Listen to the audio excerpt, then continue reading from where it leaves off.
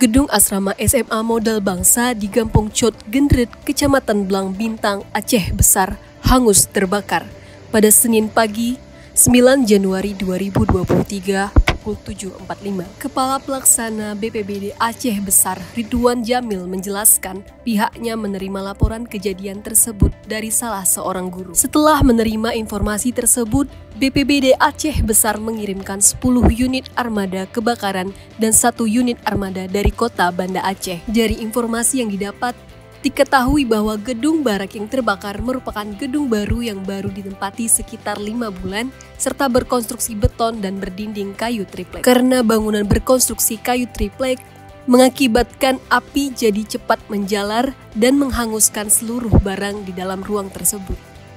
Beruntung tak ada korban jiwa di dalam peristiwa tersebut dan api berhasil dipadamkan sekitar pukul 8.45. Sementara untuk penyebab kebakaran masih ditangani oleh pihak berwajib.